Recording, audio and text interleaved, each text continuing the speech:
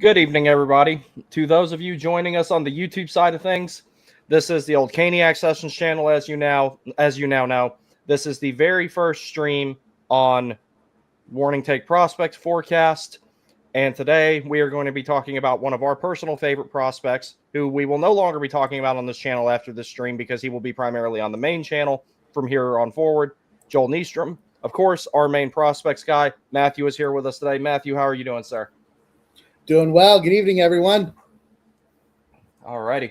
So this is streaming over on that side and on the Warning Take main X account. Eventually, we'll stream everything prospects related on both of the prospects accounts, but for the time being, we're just doing it like that. So Matthew, when it comes to Joel Nystrom, I don't think you, me, or much of anybody else saw what he was going to turn into. Not this quickly, that's for sure. This has been like an absolute incredible gem that the Hurricanes managed to draft. And we'll talk about this some more later, but where we got him is just insane. We took him 219th overall in the 2021 draft. I think, let me just double check, but I believe it's like sixth from the last spot. It was near the bottom. Yeah, definitely. And to find a player of his quality that late in a draft is just monumentally impressive. And I couldn't be more excited about him and happy for him and happy for the organization. Just goes to show you, always, every draft pick is valuable. So and it comes up a lot when discussing trades, like throwing this pick there and that pick there. There are gems to be had in these later rounds. And so don't be so flippant with them. And if you end up just taking the player, it could be, an absolute late round gem, which the Hurricanes got here in Joel Nystrom. It could be anything, even a Joel Nystrom. Yeah. You know how much we've always wanted one of those? We'll take the Joel Nystrom. We'll take the Joel Nystrom. We absolutely will. But yeah, no, this he was definitely someone I've kept an eye on even before he signed his ELC when he was over in Far East at BK and everything like that. I did not expect him to turn into this type of player at all. I expected at the most maybe a career top pair AHL guy that you called up in a pinch, and he's already past that. He's already had an extension signed, as we know. We're going to talk about that more and everything. Biggest thing that impressed me about this kid, officially graduated. Biggest thing that impressed me about this kid, though, the fluidity in his skating, how much he can maintain the momentum after the first step, which also lends to how good he is at the defensive side of the game and everything like that. Because once he starts to gap up on you, he doesn't lose a step. He manages to stay in motion. One cut, he makes one cut, he's right into his next one. So C cuts are good, S cuts are good, gaps are really good. That's the biggest thing that impressed me about him. I'm like, okay, if he's going to make it, that's going to be the foundation of his game, and I think that it has been. And not only that, his obviously his skating helps with that excellent gap control. He's physically solid, even though he's not, the biggest player, of course. What's he listed at? I actually have that right here. Accurate. But yeah, it had him at 5'11", 179. Yep, that's what I have him at. Is 5'11", 178 is the beginning of this season. Sure. And yeah, so that's not enormous, but it's not tiny. And, for a defenseman, you could say, I think it's probably on the smaller side. Definitely, I think below NHL average in terms of just weight. But the way he uses all of it, like I tell you, my favorite the Tom Wilson thing so far was the Tom Wilson thing, where Tom Wilson was just all over him when Nystrom is tracking back a puck in the corner of his own zone, with Tom Wilson on top of him, like literally mugging him from behind, and Nystrom just kind of shrugged off the contact, made an outlet pass and started the breakout. It was just not a lot of players can do that, especially not against Tom Wilson. Especially not when they're relatively new in the league like he was at that point. He was, 15 games into his career, maybe? Yeah. Like I said, he looks like he has been playing in the NHL for years. Yeah, his hockey IQ is beyond his years right now. Mm-hmm. And the only reason he doesn't have a permanent NHL job right now is because the Hurricanes are so deep at defense. He's easily well enough to play in the league right now. And even though we have officially graduated him because he is signed his big boy contract, his NHL contract, he's still, he's going to play in the minors for a while because of organizational depth. But my goodness, what organizational depth it is. What a luxury it is to have a player like Nystrom as a depth defenseman right now. And he could probably, he could probably be a top 4 guy. I think so too. Now, here's another thing that I want to talk to you about with Nystrom, and this is kind of relevant with the stats here. So he has had 49 shots on goal and has a shots through percentage of 35.5. So roughly 1 in 3 shots are getting through traffic and That's ultimately on net. That's very good. I think that he has really good vision. His passing is really good. His pinching is really smart. He's not perfect at walking the blue line, but he's better at it than a lot of other defensemen that are as good on the other side of the puck as he is. Here's something else I see with Nystrom. We talked about him being potentially a second pair guy. I also see a potential power play 2 asset if the circumstances require it. He probably could. Yes, he's not exactly, I'd say, like the elite vision of like a Tony DeAngelo, or but he's definitely pretty good. His shot is pretty accurate too. It's pretty heavy, and so I think he could quarterback a power play if need be. Yeah, I mean, he wouldn't be, one of my top 2 choices, but I think not bad. That's not bad at all, especially like we have to consider he's still young too. Like that is one thing I think he needs to put on a little bit more muscle, not a ton. Just so he can, because playing the position he plays, he's going to absorb a lot of contact. Like we were talking about with the whole Tom Wilson thing, he's going to get hit a lot, because he doesn't pull up going into corners. He's going to go get the puck. If it is detrimental to his health, he does not seem to care. So, which is one of the best qualities that you can have in a shutdown guy like Nystrom. So I am really, really excited about seeing him develop a little bit further physically and see him handle situations like that even better, even though he's already handling pretty well as it is. I would just like to see him bulk up a little bit. I'm talking 5 to 10 pounds, not a ton. Yeah, he could add a little bit of muscle. Never hurts. Excuse me.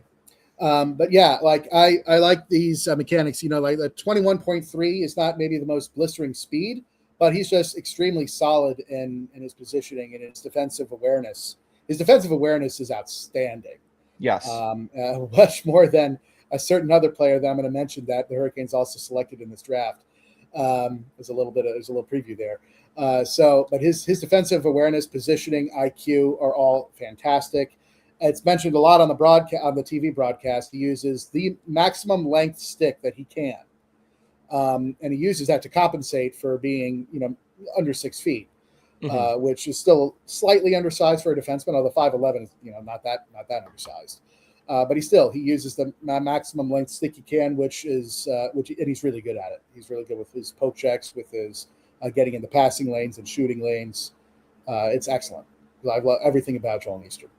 So that's another thing that I want to mention. There's not a whole lot of players who can have longer sticks and have good gaps, because a lot of times when you have a longer stick and you're trying to use that to gap up on guys, it gives you a false sense of how far away you actually are or how close you actually are. It gives you like kind of a false summit of distance and everything there.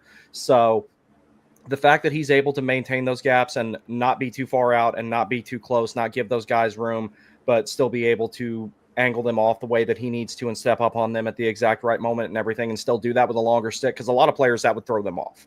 A lot of players are not able to do that because they give them all that room underneath the stick to be able to just, dangle the puck underneath them there and everything like that, or they string him out a little bit because they've got the longer stick and everything like that, and they can tend to protect the puck a little bit better. But his gaps are still really good despite that, and that's a very underrated thing about his game, if you ask me.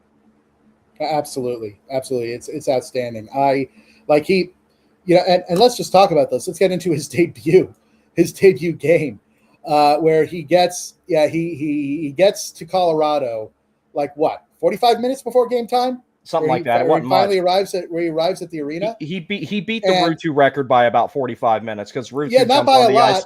Ruutu jumped on the ice 10 minutes into the first period, and then he almost lost his eye in the second. That is a core memory for me as a Hurricanes fan. But this was pretty close. Yeah. He arrived like within the hour of game time. Didn't think he was going to play, but then they said, "Hey, we need you. Suit up." And he goes out there against Colorado, and Was that the game where he took? I think it was, or was it the following game where he took a puck to the face? That was the following game. They were back at home when that happened. That was against Vegas, right? That's where we lost. Yeah, and he came back out with the fishbowl on. Yeah, that's right.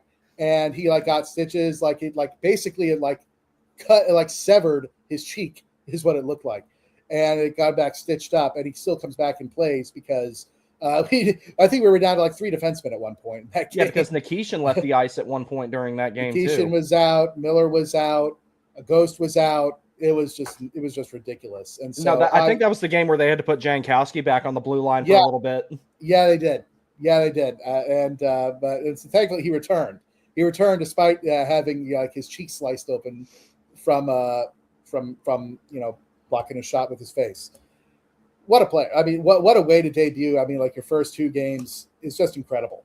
So he almost pulled a Rutu showing up late, not his fault, obviously, and then he almost pulled a Rutu with his face getting blown up. Yep. In the second game, it was. Yep. A nice portent of things to come. They play different positions, but if he turns out to be anything like Rutu, then boy, did we make out like bandits. Yeah, absolutely. But yeah, no, I'm really impressed with a lot of stuff about him. But I do want to talk about. I think that we've only seen him scratching the surface in all aspects of his game. But where I really think we're going to see, defensively, I think we kind of already see what we're going to get for the most part, just not at the level that he's going to be performing at later on. What I'm expecting here, a full 82 game season, I'm thinking Nystrom could be about a 30-point guy. Don't see why not. Maybe a 10-20 split, 10 goals, 20 assists roughly. Biggest reason that I see that, and I think the majority of them will be secondary assists, because as we talked about already, his ability to generate breakouts very quickly with outlet passes is really good. He doesn't skate the puck up a ton yet. I think he'll start doing that as he gets more comfortable and, acclimates to playing at the NHL level more. I think that over that course of time, he's going to start skating the puck up more, and he'll generate more offense, generate more chances. And I think that, a couple of seasons from now, we'll start seeing a 30-point player here as well. Yeah, totally fair. And I actually, maybe this is just me, but I kind of like it when defensemen don't waste time in this. Maybe you don't consider it wasting time, but I like the quick outlet. Just I'm the same way, especially under pressure. I mean, obviously, if you have time and space, then you can use it, but. When under pressure, when defensemen try to, stick handle around a forecheck, that irritates me to no end, and is just asking for trouble. And he does not do that. He is just get the puck, get it out, find the open man, and it's his defensive awareness is so good that when he faces that pressure, he knows where the open man is, and it's pretty subtle, but he's just quick scan, and he finds it, and then he knows where he has so much, I'd say, trust in the system. Maybe that's just another testament to the organization, because his trust in the system is already so high that he looks like he looks like a veteran on the team, where he just gets it. He just gets, where all of his teammates are going to be, and he got it right away. Yeah, no, I absolutely believe that he's a good fit in addition to being a good player and everything. But yeah, he definitely does seem to kind of like Slavin. He seems to favor the outlet passes over actually physically skating it out. And nobody can outskate the puck. That's always going to move faster than every player that's ever lived. So that's another thing that I really like about his game. But yeah, I definitely see great shutdown guy, about a 30-point guy. Now here's a big thing we want to talk about. We used to think that Legault was kind of almost definitively the future partner of Alexander Nikishin. This guy has got me rethinking that. I mean, if you want a pair that'll bludgeon the opponents, absolutely. There could be situations where you want that. So maybe you could actually, switch it up depending on. You probably don't change pairs mid-game, but depending on the actual game, you can modify as needed. But so if you want a pair that'll absolutely bludgeon the opponents, then you can have Nikishin and Legault. But if you want a balanced pair, that combines, not just the physicality and the offense of Nikishin, but with the absolute solid, dependable, checking and defensively responsible Nystrom, who's still not terrible offensively. He's call him a shutdown. He's got two-way upside. Yes. He's definitely got two-way upside here. I mean, he's got 9 points in 37 games. So that's why I was estimating around a 30-point guy if he plays a full 82 games.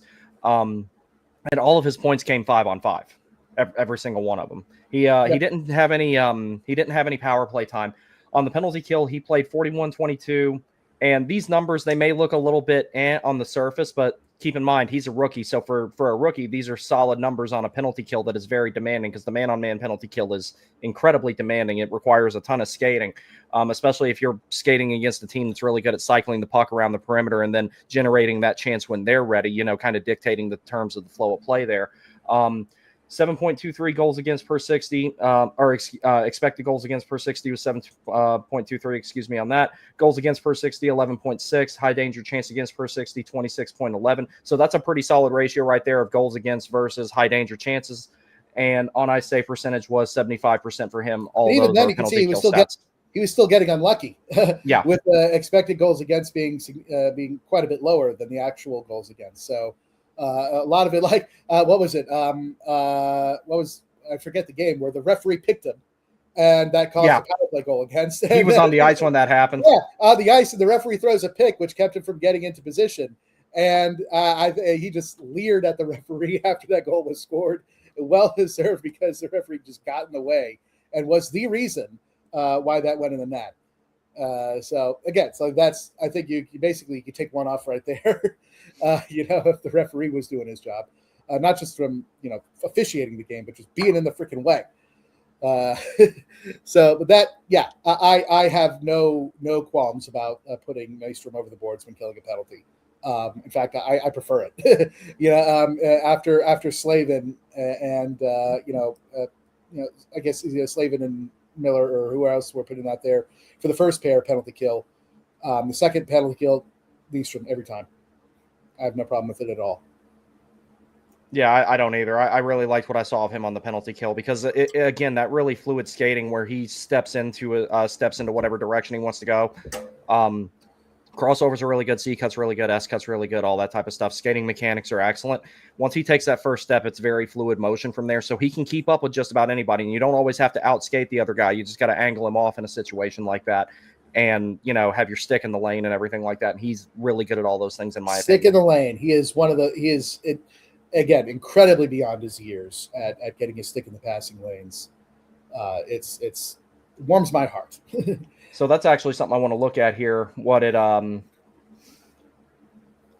They rated him a 5.5 in Hockey Sense. This was before he was drafted, obviously. Mm-hmm. I'd say it should have been a little bit higher than that, unless he's just had a, noticeable, increase in the proficiency in that aspect. I always felt like his Hockey Sense is probably the best part of his game all around. The hockey IQ. It is now. There.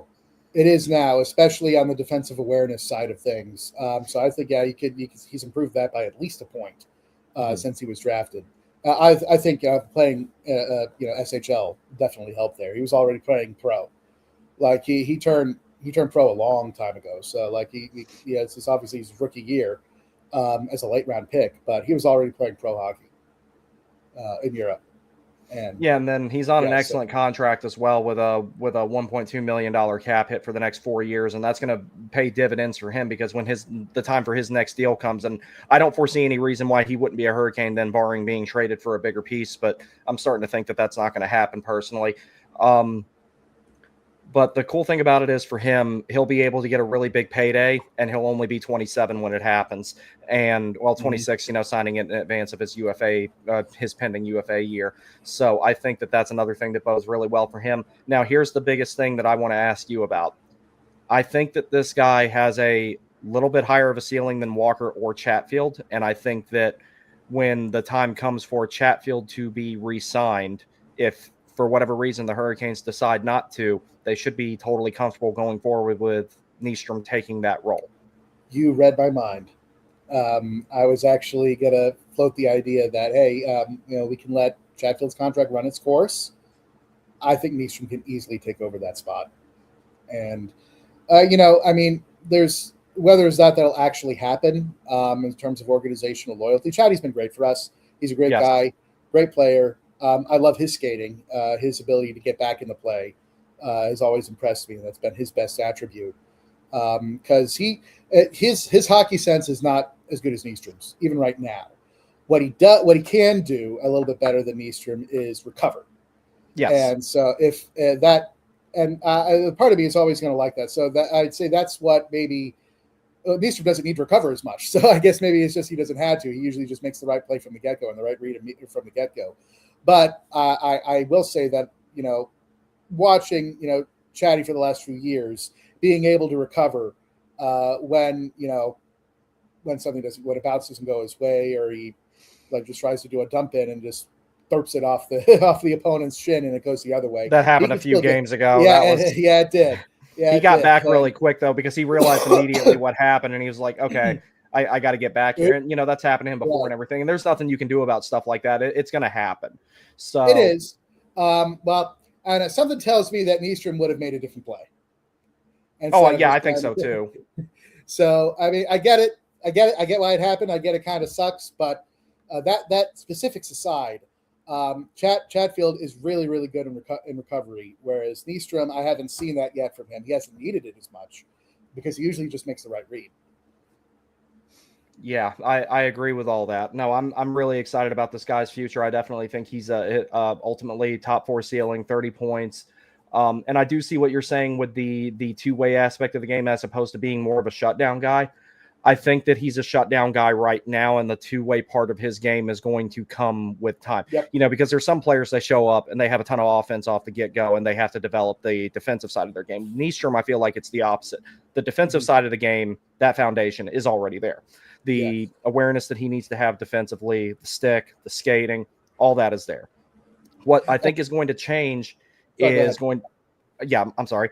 What I think is going to change is a lot of those situations where he's a little bit more conservative, a little bit more reserved, where he might not join a rush or where he might look for a pass when he needs to just put the puck on net. And he's already putting the puck on net plenty, as we're seeing in the statistics here and everything like that.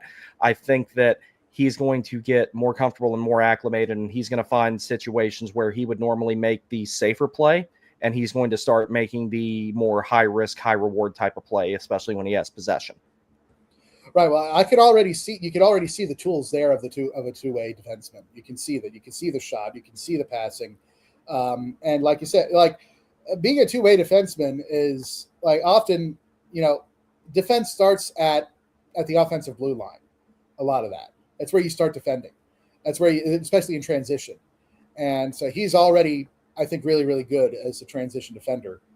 And, he's already good to go collect the puck in the corner and make the outlet pass. That's where a lot of secondary assists are had, just as a nice clean breakout. Especially with the Hurricanes. Oh, sorry.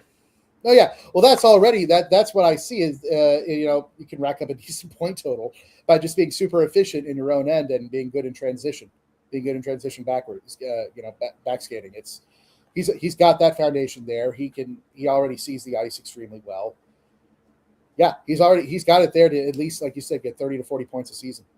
All right. Well, we're going to take a really quick break here. We'll be back in about 5 minutes.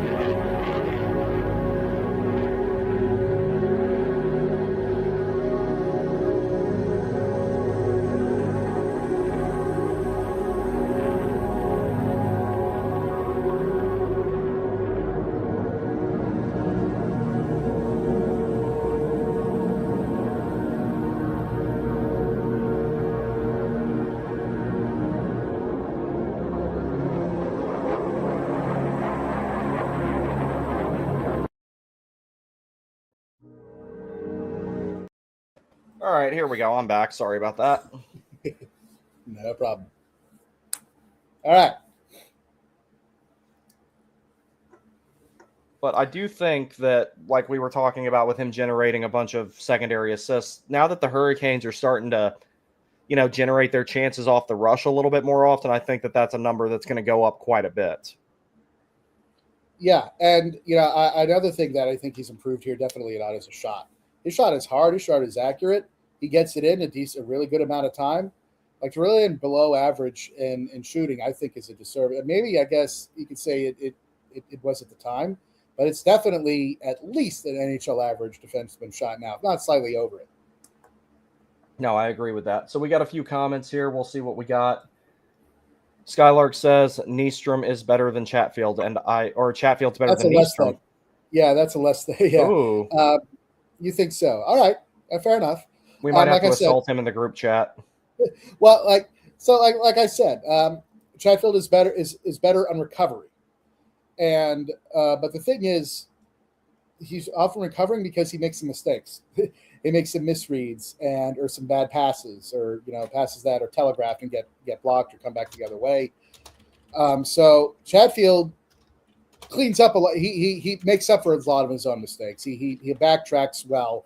He skates. He's still a very, very good skater. So he can track down. I think I've seen him track down a number of would-be breakaways.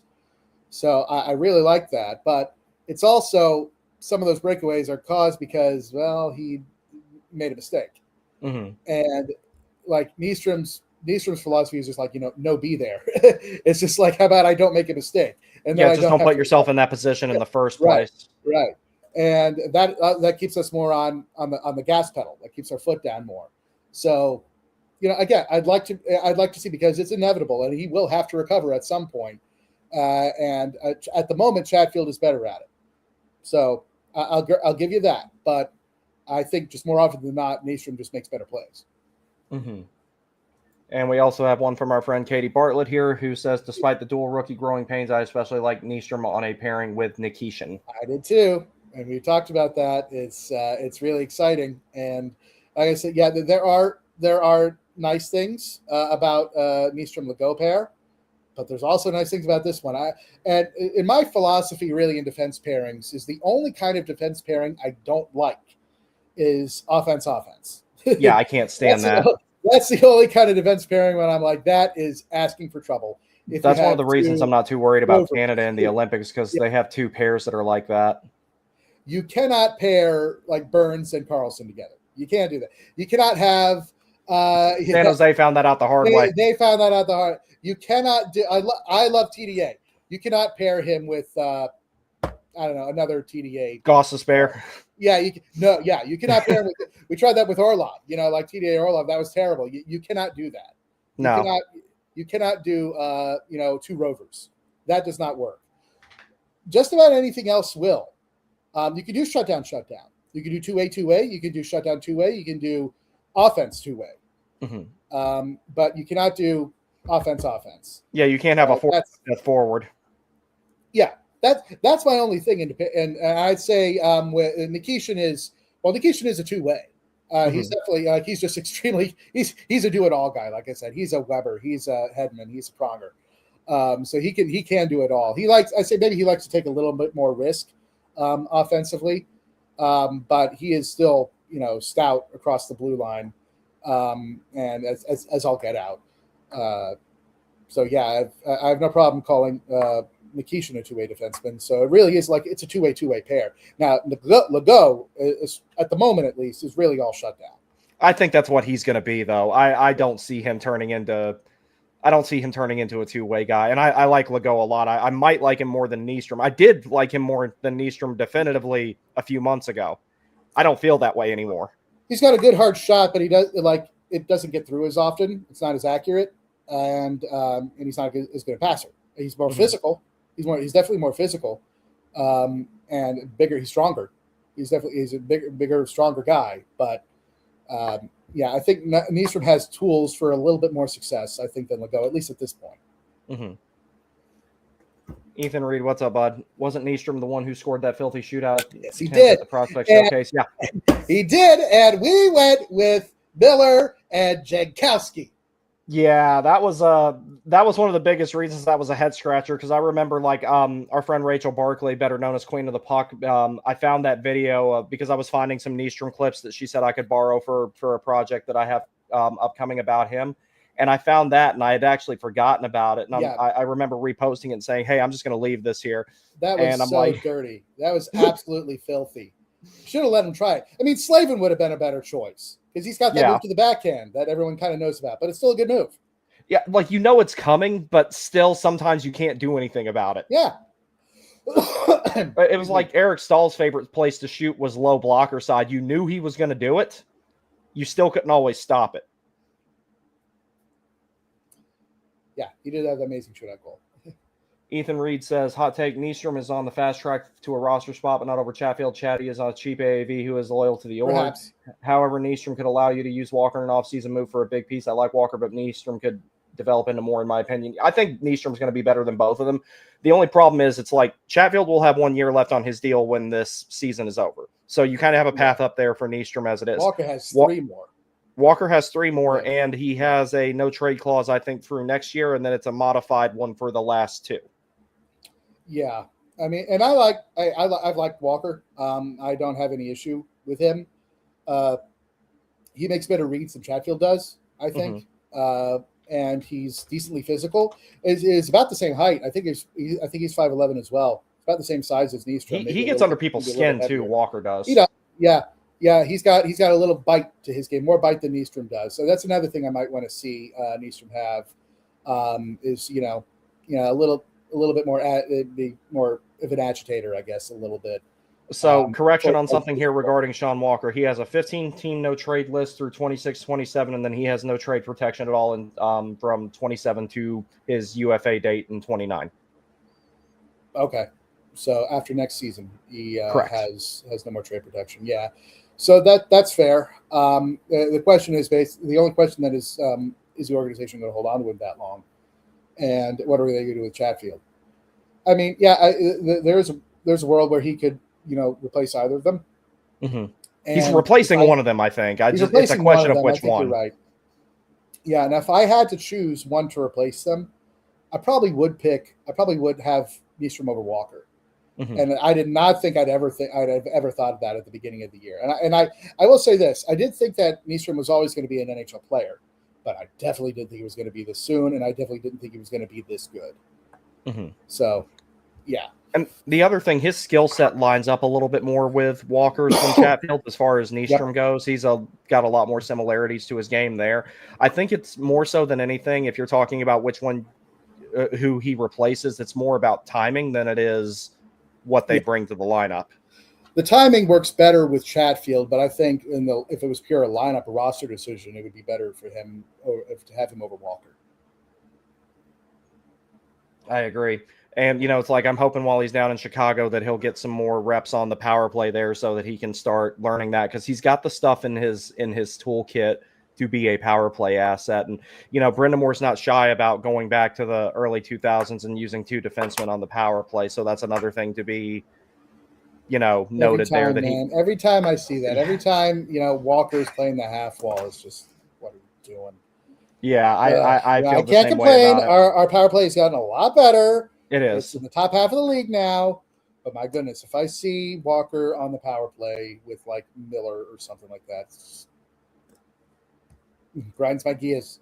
And I advocated so much for Walker to be on the power play last year. I really did. And then he made a liar out of me. I mean, not on the half wall. Like, not on the half. What are you doing there? He has no business on the half wall ever in any situation. Ugh. Yeah, whatever. It's not a Sean Walker video.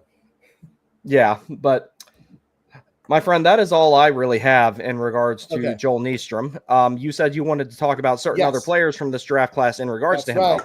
That's right, I did. So let's talk about our draft class from 2021. So we had a first-round pick, traded back, like we do.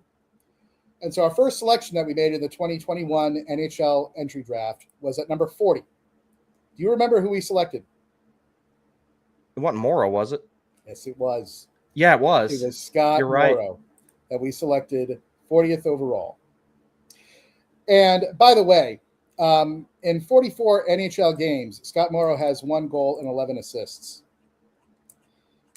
Nystrom, picked 219th overall in the same 9 draft, points. has in played 37 games and has 1 goal and 8 assists. And they're all 5-on-5, no power play time. Yep. So just to contrast why Nystrom has worked and will work and will be in the league for a long time, and why Scott Morrow will probably be out of the league soon completely. On paper, when you look at them, especially if you look at their draft year, Scott Morrow has every advantage. He's bigger. He's you may not like he is. I think he is a decent skater too. No, he's a good skater. Yeah, that's why I don't understand why he can't gap up on people. Because he doesn't have the awareness. His IQ is, if you take 2 of his IQ points and rub them together, maybe you can start a fire. That's why. That's a valid point. That's why Nystrom will have a career and Scott Morrow will not. Because Scott Morrow is dumb as rocks. And he's scared. He played scared. When the moment was big, when we needed him most, he was timid. That's what made me be like that. Yeah, that's what made me say, like, when he pulled up on that chance to hit Kachuk, I was done with him then. I don't see Nystrom like obliterating anybody. He had Tom Wilson all riding his ass and he didn't care. Yeah. I'm going to do my job. But he did that. I didn't see anything like that out of Morrow once he got to playing NHL minutes. He didn't have a problem with that type of stuff for the most part before, because I watched a lot of him at UMass and I watched a lot of him in Chicago. But that one game 1 versus Florida, that's why I was done with him. I'm like, this guy is not going to round out and complete his game in the ways that he needs to. If he wasn't going to turn into the 60-point guy to the right of Slavin, there was no point to keep him. And then I see Nystrom do what he did with Tom Wilson, ready to run him through the boards and the numbers, and he doesn't cave under the pressure. He retrieves the puck, makes the outlet pass, eliminates the threat. That's exactly what you're getting at as well, is he has the ability and the willingness, above all, the willingness to do those things. Yep. And the know-how. He's got the know-how. Morrow does not have the know-how. And even though, like, that's why I said, on paper, you'd think Morrow would have every edge over Nystrom, but this is why Nystrom will have a career. He's worked on the other aspects of the game that he needed to work on, and he's got them to be at least NHL competent. And Morrow, for whatever reason, I mean, it's not going to happen. No, he's going to be out of the league because he just does not care to develop any defensive awareness, whereas that is Nystrom's best trait. And that's the foundation of anybody being able to stay in the league too, unless you're going to be one to play this position. Yeah. Yes, unless you're going to be one of those defensemen that puts up so many points it doesn't matter how bad you are defensively. Morrow's not going to be that guy. You know, it's like Tony DeAngelo can put up enough points to make up for his defensive deficiencies. Morrow's not that guy. Nope. So next, our next pick that we took at 44th overall was another defenseman. That was Alexei Hamelsalmi. He didn't work out at all. He did not work out at all. He is going to be a career minor leaguer at best. And next, we selected at 51st Ville Koivunen, who we traded to Pittsburgh in the Gensel deal. Yes. Koivunen, good player. It was a good pick. And so I don't have a problem with that pick at all. But this is our 3 second-round picks that we picked in that draft. None of them are on the team, and none of them are going to be – well, Koivunen will be an NHL player. The other 2 will not be. He's lucky he went to Pittsburgh where he had a path up. Mm-hmm. That kind of ensured that he would have an NHL career. Yep. Next, in the 4th round, we took another defenseman, Aiden Hreschuk. Do you know who that is? No, you do not, because no one knows who he is. We traded him. And the next pick we took in the 5th round. This is a good pick. That was Justin Robidoux. Yes. So good pick. Hasn't fully graduated yet. I do think he's an NHL player. Absolutely. But still not quite at the same development level as Nystrom in terms of his career. Next, in the 6th round, we took another defenseman, Bryce Montgomery, career minor leaguer. Yeah. And then we took At 187th of the 6th round, we took Nikita Kwap. Not a pro player. No. Not really a pro player. Not at least, maybe he'll have a career in Europe, but not here. Next, we took another goaltender in the 7th round, 200th overall, named Igor Naumov, who I don't think is playing hockey at all. I was going to say, I don't even remember hearing that name. Yeah, I remember because this is when I really started to like geek out about the draft and about prospects. Yeah, I'm aware of his existence, but I don't think he's even played hockey in a while. And yeah, he's injury related, or I don't even know. He like kind of just disappeared off the face of the earth. And then at 219, Nystrom. we took Joel Nystrom. And it's just a thing of beauty. I mean, with our ability to mine gems in later rounds, and when we draft a player that isn't working out, to be able to trade them for value. Because Scott Morrow, you might think, oh, what a terrible pick because he's a horrible player. We turned him into Keandre Miller. And Keandre Miller is at least a definitive NHL player. Is an NHL player. And he's a fucking man. Yeah. I've always liked Miller. I really like the fact that Carolina brought him in, and we're going to say a lot of. I have a feeling he's a player that's going to be the subject of a lot of discussions in the future because a lot of the fan base, for whatever reason, seems to be divided on him, and I don't understand why. I think he's been good. He has, I'd say, one bad game every 5 games. That's not bad then. Games. For a first year in a new system, that ain't bad at all. Yeah. As of right, I'd say this year that's kind of how it's gone. He's like 80% of the time he works every time. Yeah. And so when he's great, and he's usually great. When he's bad, he's had some rough moments. I won't give him a full perfect score or anything. But yeah, I'd say I'm relatively pleased with Miller for sure, and he's only gonna get better. He already is way better having a way better season than he did last year. Of course, the Rangers were a disaster. They've only gotten worse. And all they did was blame him for it. Now he's gone. They're like, okay, now you're going to blame him. And that was really a mistake. I mean, yes, Miller did not have a great season last year. No one on the Rangers had a good year. And no one is still on the Rangers is having a good year. They're a bad team. They were poorly managed, especially by whoever, I forget who it was, the name of them, who the GM was before Drury. Jeff Gorton. Yeah, they were cooking something. Mm-hmm. They were cooking something. They probably accelerated their rebuild by signing Panarin and everything, probably too much. But they were cooking, and then the owner fired him and replaced him with Drury, who's just nothing but wrecked them. Thanks so much. I appreciate it, Drury. Yeah, no, we really appreciate that. From the bottom of our hearts, thank you. From the bottom of our heart, thank you so much. We would also like to give a big shout out to Kevin Adams for making the Sabres sink for as long as he did. For as long as they did, yeah. Unfortunately, all good things. Stanley Cup champion Kevin Adams. Kevin Adams. Unfortunately, all good things come to an end there. I still have the conspiracy theory that he was an insurgent acting on behalf of the Hurricanes. I mean, he did. I mean, he probably never forgot how that series was, and he probably never forgave him for it. So no. And I told everybody, if you think you've seen hatred between the Canes and the Devils and the Canes and the Caps, you ain't seen nothing until you see the Canes. Watch. There was actually a year or two ago, someone did a deep dive in that series, a rewind. It's on YouTube. It's worth watching. Mm-hmm.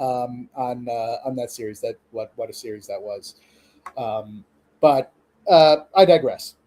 So we still turn when draft capital that we get or prospects that we draft are not working out, and we see them, we're able to pivot. Mm-hmm. And even though management at the time botched the Gensel thing, we still used Koivunen to get him, which is a good use. And that's the key that we can pull off trades like this is because we're so good at drafting and developing players. So the ability of the organization to mine these gems in the later rounds, spot on.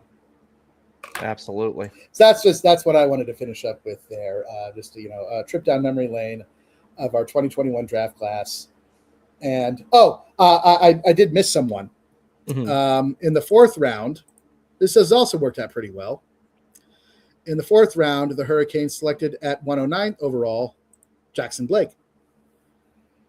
Now, he has obviously, his career trajectory is a little bit ahead of Nystrom's, which is totally fair. He put in the work to bulk up from when he was drafted. There's that thing floated around that's he had a 1% chance to make the NHL and a 0% chance to be a star. Yeah, that Shea Fresh account. Now I'll say this: at the time he was drafted, I mean he had, and we see his ability to stick handle. It's incredible, and he always had that. He was a shrimp.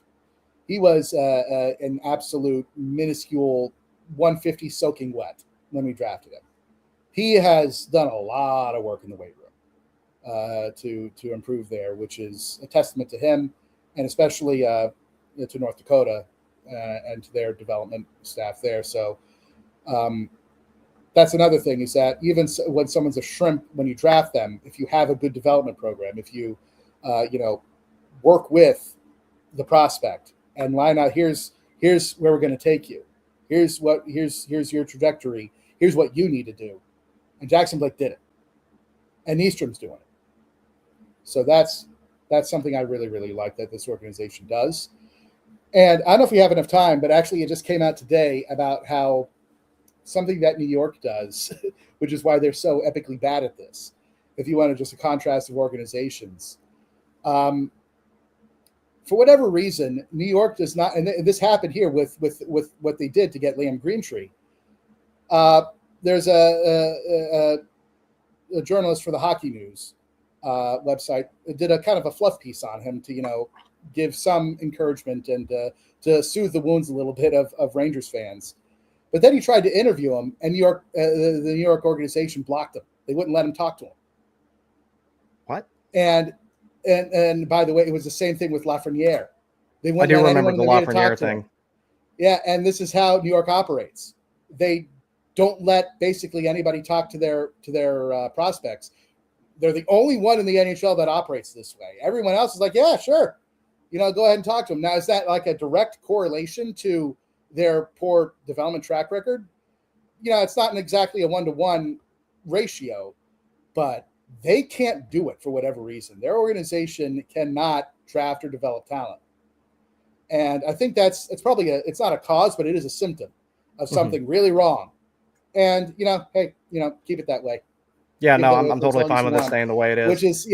Which is why if we do trade for like someone like Trocheck, the only cost in assets that we give up will be our loss, not their gain. Mm-hmm. Until New York demonstrates an ability to actually draft and develop talent, we don't have to really worry about anyone we give them. I don't think that'll happen as long as Drury's there, because they didn't have a problem developing as much when Gorton was there. From what it looked like to me, it seemed like that went a whole lot better. We got one more comment here. Ethan says, does Nystrom's sudden emergence mean that Charles Alexis Ago and Badinka could be more expendable at in other areas of the roster? Yes. The only thing is, I think that Dylan, I'll get your comment here in a second. The only thing I think with that is, I think that teams would call about Nystrom first because he's a little bit more established and proven at the NHL level, and what his cap hit is for the next 4 years. So he's a controllable asset in that regard. Mm-hmm. Yeah, Nystrom is definitely the more valuable trade piece if we're going to trade someone. Obviously, I'd rather do Badinka or CAL, but Nystrom's definitely got more trade value, which is one of the reasons I wanted to get this video in. Although I know you said you think we'll actually end up keeping him, and that'd be great. But there's always there's still a decent chance that he can get moved as well. Yeah, I agree. He's going to love him. Whoever gets him will love him because he's a very fundamentally sound player, and he's only going to get better. Dylan says this Hornets game is crazy as F. Also, don't think Joel gets traded. We're on the fence about that. Out of all the defensemen on the not regular roster, he probably is the most attractive option just because he's already signed and he's got 37 games played, and you kind of already know what you're getting with him, and he shows nothing but an upward trajectory. Yeah, I agree. The question is the organization going to actually be able to pull off a deal? I'm starting to doubt it, dude. It's starting to look less and less likely. Because I was when I saw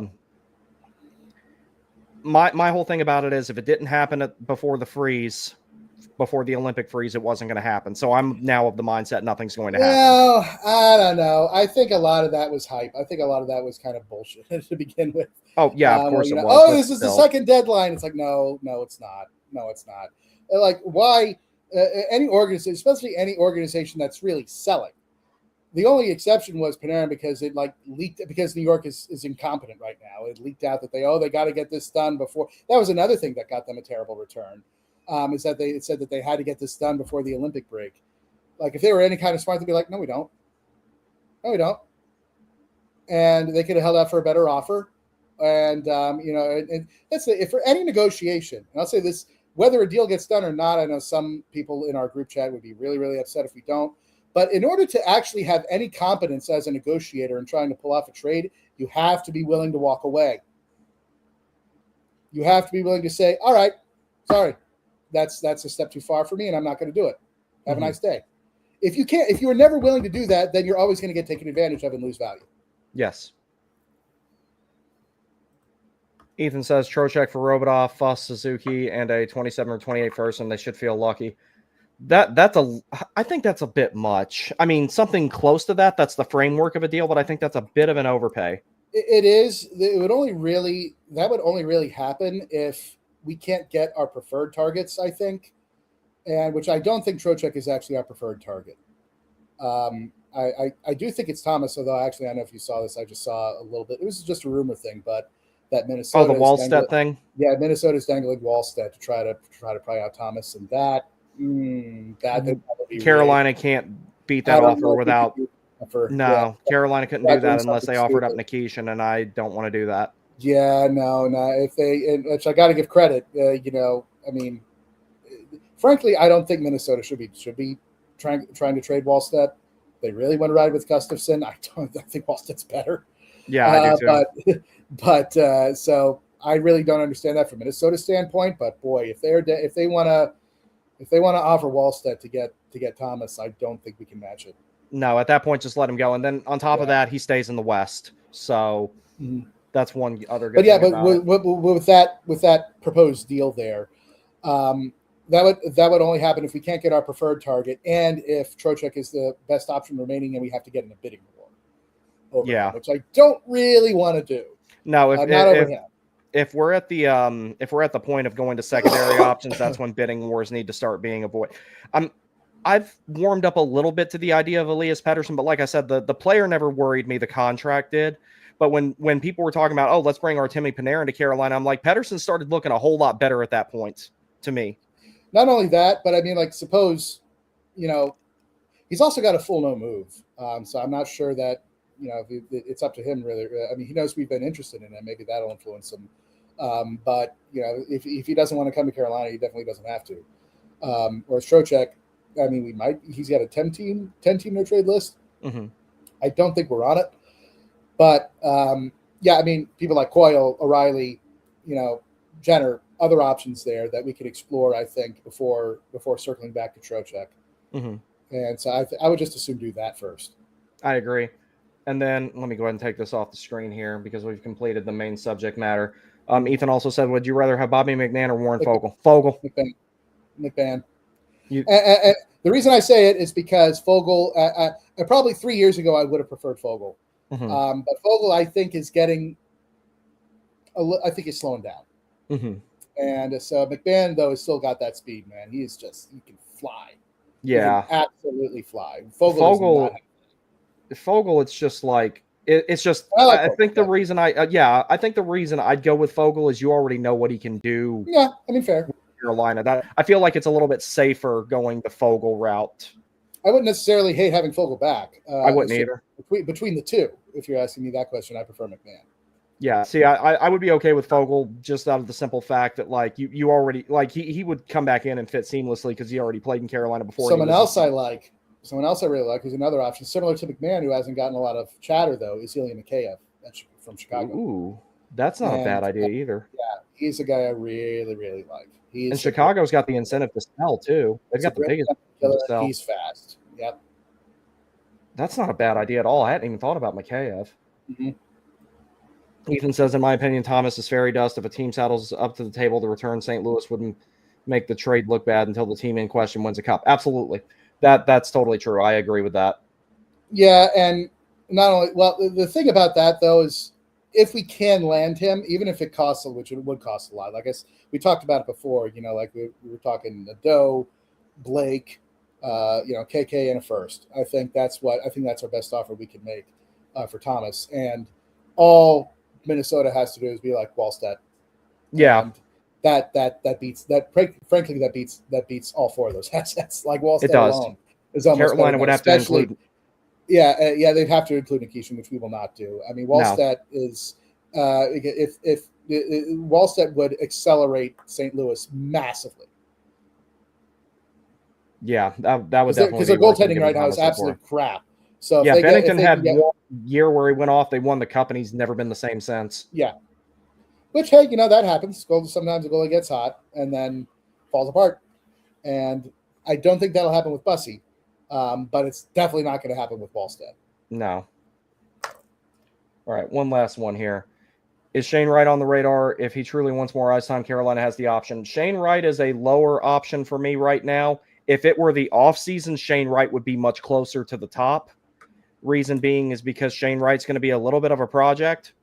If they want to go that route, I'd rather them wait until the offseason to get him to training camp, work with him, and then have him, get a full season in before the next playoffs. So I don't think we have what Seattle wants unless we do Nadeau, and if they're smart enough to take Nadeau for Wright, I wouldn't make that trade. I would not trade Nadeau for Shane Wright. Mm-hmm. Nadeau's a better player, and so I wouldn't do that deal. But I think if the Seattle was going to do it, they'd say Nadeau or no one else. But like Blake wouldn't cut it for them. They want a top six. They want a top six scorer. They want scoring. They tried to offer Panarin like $1 billion, and yeah. So they want a sniper, and the sniper we have in our system is Nadeau. Now, so what I think that what we could do, another option, and what Seattle would also probably want to is Line A. I can see that. If you want the Panarin type player, that's going to be a lot cheaper to acquire. And Montreal, they're willing to retain on him too, up to half, 50%. He's on an expiring deal. So if we want to go that route, we should go after Line A, but I think Seattle would probably want him too. Now, speaking of Line A, what do you think of the idea of bringing him here, since it might be relatively cheap? Like I said, if we want the Panarin style player, that's the next guy who's available to go after. If we really want to do that, which, hey, how many times have we talked about? Rod needs to be more flexible in his system and just get a pure offense guy. That is Line A. Line A is a pure sniper, just like Panarin was. And he's got familiarity with Aho too, which is who he would be with, I would hope. Now, obviously, the much bigger concern is health, because obviously he's been out since the beginning of October, and he comes back. It would be just like it. He comes back, we trade for him, yay, and then he gets injured and he's done for the year again. Like that could easily happen, and there's a decent chance of that happening no matter where he goes. Calculated risk either way. True, but I think we can get him for dirt cheap and get retention. Yeah. So that's the thing, is we don't have to offer him $1 billion and a 5-year extension. We don't have to give up a ton of assets to get him. And his hit against the cap, if the Montreal retains, would only be like, what KK's is. Yeah. So, and then once he's done, you have a path up for Nadeau still. Right. So it's stylistically, it's the same mismatch that Panarin was, but it's much, much lower risk in terms of assets given up and contract. Yeah, I'm a little bit more open to Line A than I was before. I know that it was discussed year before last, before he was traded from Columbus.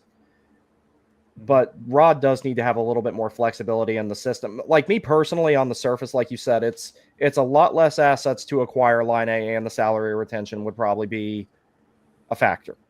Yep. So that's where I'm kind of like, and there's no risk in getting him. He's on an expiring deal. If he plays really, really well here, we could extend him. But if he doesn't, or average, or if he goes somewhere else, fine. Take a walk. We got Nadeau. Yeah. So there's something to replace that asset with if you don't keep it. All right. Well, my friend, that is all I got. That was great. This is great. Let's do it again soon. I do want to talk about Nadeau next before he is offered up in any potential deal. Nadeau's going to be the guy we talk about next week. I mean, that's going to be primarily your show. You'll probably do that one solo, but either way, we'll have the stuff together for you and everything like that. So, because I know how much you love Bradley Nadeau, so we'll make sure we have plenty for you, so you can really talk about him to the extent that you want to. We'll get all that ready. Right. but yeah, everybody tune in next week. At some point next week, there will be a similar stream to this about Bradley Nadeau, but that one will probably include video. Everyone, thank you very much for joining us. Like I said, this is our first stream over on this side. There will be plenty more. Thank you again, Matthew. Thank you for joining. I really appreciate it, buddy. Thanks for having me. Have a good night, everyone. All right. Good night, everybody.